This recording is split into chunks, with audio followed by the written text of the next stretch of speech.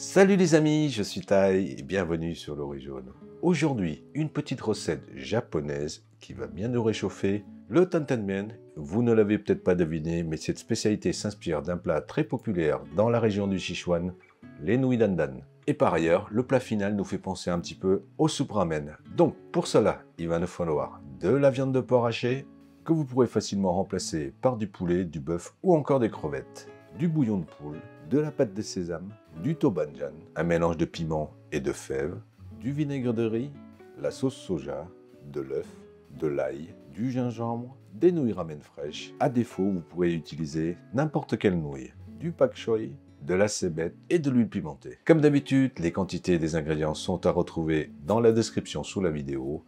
Nous, on y va tout de suite pour la petite préparation. On commence par l'œuf mollet, 6 minutes dans l'eau bouillante. On le retire dans l'eau froide. On les cale et on réserve. Détaillez 4 fines tranches d'1 mm d'épaisseur de gingembre, puis découpez en brunoise et réservez dans un bol. Hachez une gousse d'ail,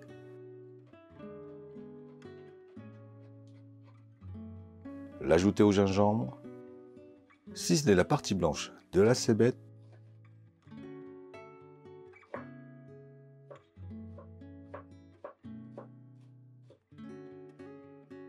puis l'ajouter à l'ail et le gingembre. Et pour la partie verte, ce sera en fines rondelles.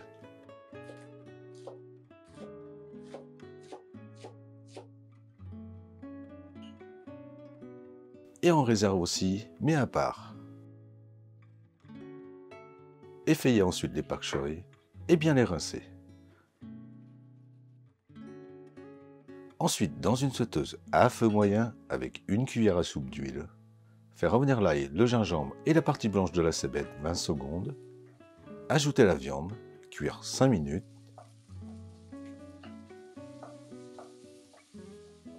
Assaisonner de sauce soja, de tobanjan.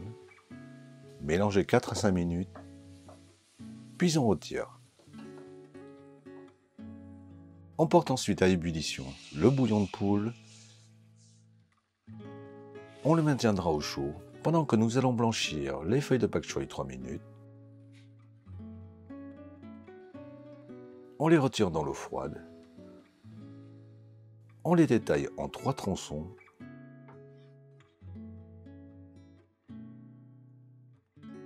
Et recoupez la partie la plus charnue en bâtonnets.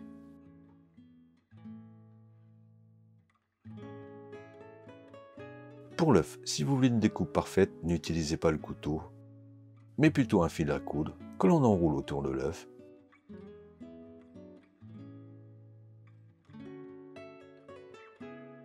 Et tirez sur les 2 bouts du fil.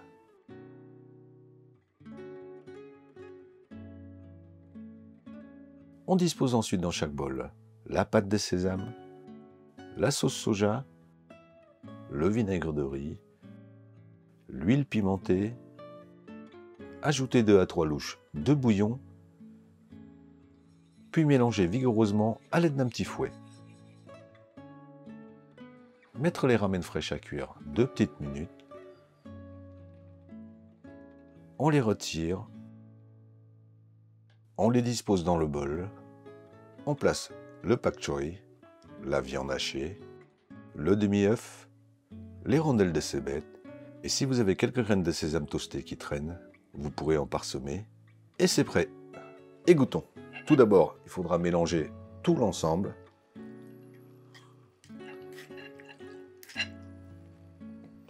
Mon beau t-shirt.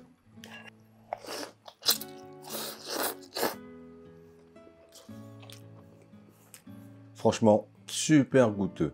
Le côté pimenté apporté par l'huile et par le tobanjan n'est pas excessif. Pimenté juste ce qu'il faut comparé à la version originale des nouilles dandan qui est un peu plus relevée. On a aussi en arrière-goût toute la finesse de la pâte de sésame. On n'oublie pas non plus le côté croquant apporté par les rondelles de cébette. Et pour terminer, la viande de porc hachée, une vraie petite tuerie. Donc, toujours aussi simple et efficace comme d'habitude. En attendant de vous retrouver pour une nouvelle vidéo, nous, on vous dit à bientôt et bon appétit!